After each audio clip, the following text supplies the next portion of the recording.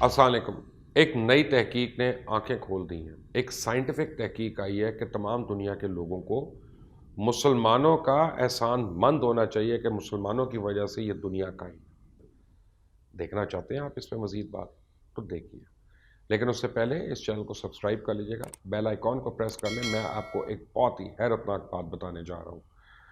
میں نے اپنی کئی ویڈیوز میں آپ کو بہت سی ایسی چیزوں کے بارے میں بتایا جن کو سائنٹسٹ آج اپنی تحقیق سے ثابت کر رہے ہیں، لیکن وہ سب حقیقتیں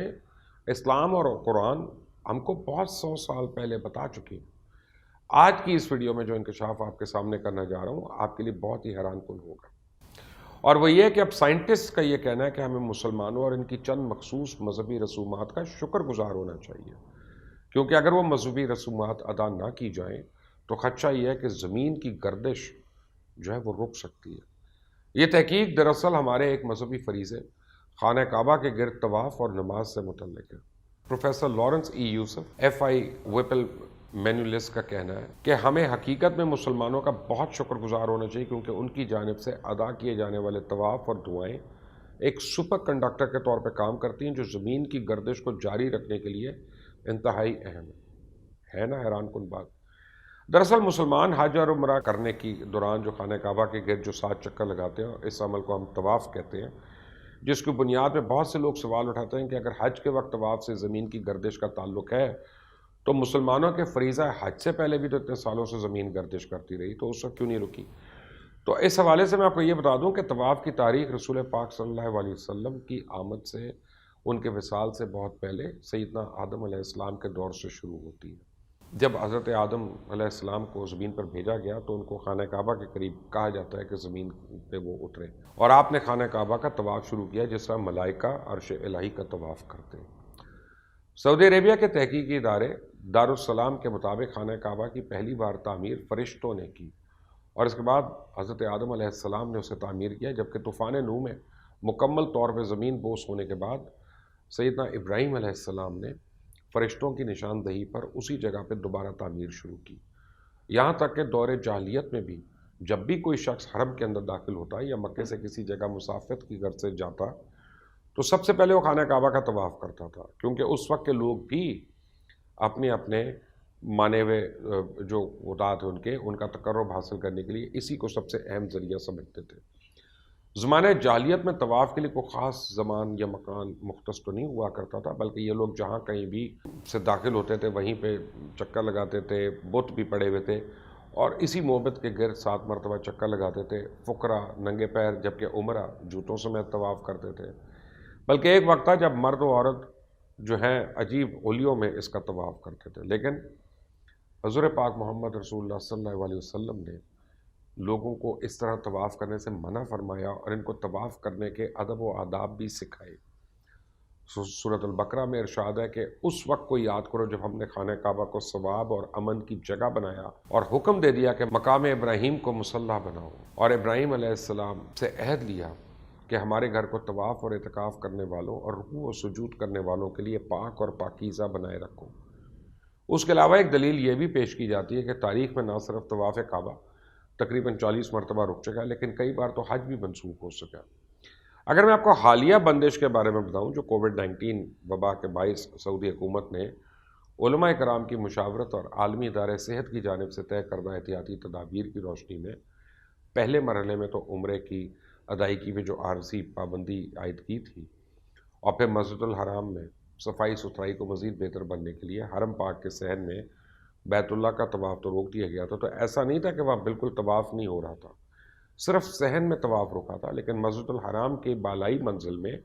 اس دوران بھی حسب معمول طواف کا سلسلہ جاری رکھا گیا۔ اور ویسے بھی یہ بات مشاہدے میں آئی ہے کہ انسانوں کے علاوہ پرندے بھی خانہ کعبہ کا طواف کرتے ہیں، اور ابھی وبا کے دنوں میں بھی بہت سی ایسی ویڈیو سامنے آتی رہی ہیں۔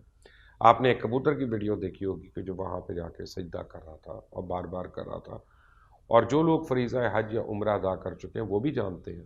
کہ خانہ کعبہ کے ارد گرد انسانوں کے ساتھ ساتھ پرندوں کا طواف بھی ایک معمول ہے۔ ہو سکتا ہے جنات بھی طواف کرتے ہو، اللہ تعالیٰ کی پتہ نہیں کتنی مخلوقات ہیں۔ بہرحال اس لیے ماضی کے جو بھی چند واقعات ہمیں بتائے جاتے ہیں کہ جب طواف کو روک دیا گیا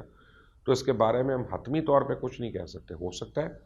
کسی اور صورت میں یہ طواف جاری رہا ہو، اور اگر انسان طواف نہ بھی کر رہے ہوں تو کیا معلوم، جیسے میں نے کہا کہ خداوند تعالیٰ کی کون سی مخلوق وہاں پہ یہ فریضہ سر انجام دے رہی ہے، کیونکہ بہرحال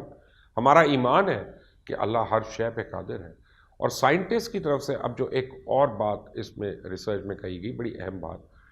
کہ وہ حجر اسود سے متعلق ہے۔ انہوں نے صاف الفاظ میں یہ لکھ دیا، اور کہ کیونکہ حجر اسود ایک میٹیورائٹ یعنی شہاب ثاقب ہے، اور جب اس کے گرد یہ طواف کیا جاتا ہے تو اس سپر کنڈکٹر سے نکلنے والی الیکٹرو میگنیٹک ویوز پھیلتی ہیں۔ اور انہوں نے یہ بھی اپنی ریسرچ میں بتایا کہ اب تک 15 یونیورسٹیز اس پہ تحقیق کر چکی ہیں۔ یہ ایک آدمی کی بات نہیں میں کر رہا، 15 یونیورسٹیز اس پہ تحقیق کر چکی ہیں،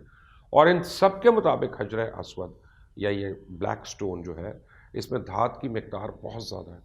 اور یہ زمین سے نکلنے والے سٹیل سے 23,000 گنا زیادہ ہے۔ اس کا ایک ثبوت یہ بھی ہے کہ وہ خلاباز جنہوں نے زمین سے خلا کا سفر کیا، تو انہوں نے وہاں پر جا کر دیکھا کہ زمین میں سے بہت تیز روشنی نکل رہی ہے، جس پر انہوں نے تحقیق کی تو پتہ چلا کہ خانہ کعبہ میں نصب حجر اسود سے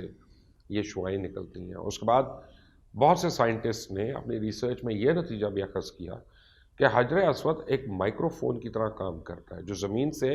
آگے خلا سے بھی اوپر ہزاروں میل تک براڈ کاسٹ جیسے ہو رہا ہوتا ہے۔ تو اب اگر اس پہلو کو اسلامی تعلیمات کی روشنی میں دیکھیں تو مسلمانوں کا تو بچہ بچہ جانتا ہے کہ حجر اسود وہ پتھر ہے جسے حضرت جبریل علیہ السلام نے جنت سے لا کر یہاں پہ دیا۔ ابن عباس رضی اللہ تعالیٰ عنہ بیان کرتے ہیں کہ نبی کریم صلی اللہ علیہ وسلم نے فرمایا کہ حجر اسود جنت سے نازل ہوا 606 عیسوی میں، جب رسول اللہ صلی اللہ علیہ وسلم کی عمر 35 سال تھی اور سیلاب نے کعبے کی عمارت کو سخت نقصان پہنچایا تھا، تو قریش قبیلے نے اس کی دوبارہ تعمیر کی، لیکن جب حجر اسود رکھنے کا مسئلہ آیا تو قبائل میں جھگڑا ہو گیا۔ ہر قبیلے کی یہ خواہش تھی کہ یہ سعادت اسی کو نصیب ہو۔ رسول خدا نے اس جھگڑے کو طے کرنے کے لیے یہ طریقہ اختیار کیا کہ حجر اسود کو ایک چادر میں رکھا اور تمام سرداران قبائل سے کہا کہ وہ چادر کے کونوں کو پکڑ لیں۔ چنانچہ سب نے مل کر چادر کو اٹھایا، اور جب چادر اس مقام پہ پہنچی جہاں اس کو رکھا جانا تھا تو آپ نے اپنے مبارک ہاتھوں سے اس کو دیوار کعبہ میں نصب کر دیا، اور سب سے پہلے عبداللہ بن زبیر نے حجر اسود پہ چاندی چڑھوائی تھی، اور اسی سے جو روشنی خلا بازوں نے خلا میں نکلتی ہوئی دیکھی، وہ اس کے بارے میں اسلامی کتابوں میں واضح لکھا ہے کہ عبداللہ بن عمر رضی اللہ تعالیٰ عنہ کو بیان کرتے ہیں کہ میں نے نبی کریم صلی اللہ علیہ وسلم کو یہ فرماتے سنا کہ بلا شبہ حجر اسود اور مقام ابراہیم جنت کے یاقوتوں میں سے یاقوت ہے، اور اللہ تعالیٰ نے ان کے نور اور روشنی کو ختم کر دیا۔ اگر اللہ تعالیٰ اس روشنی کو ختم نہ کرتا تو مشرق و مغرب کا درمیانی حصہ روشن ہو جاتا۔ اور اس کے سیاہ رنگ کے بارے میں بھی ابن عباس رضی اللہ تعالیٰ عنہ بیان فرماتے ہیں کہ رسول کریم صلی اللہ علیہ وسلم نے فرمایا کہ حجر اسود جنت سے آیا تو دودھ سے بھی زیادہ سفید تھا، اور اسے بنو آدم کے گناہوں نے سیاہ کر دیا۔ اور آخر میں جو بات ہے کہ زمین کی گردش رکنے اور دنیا کے ختم ہونے کی بات ہے، تو بحیثیت مسلمان تو ہماری تعلیمات میں ہے کہ قیامت کی علامات میں سے ایک علامت یہ بھی ہے کہ قیامت آنے سے پہلے حج اور عمرہ چھوڑ دیا جائے گا۔ حضرت ابو سعید خدری رضی اللہ تعالیٰ عنہ سے روایت ہے کہ آقائے دو جہاں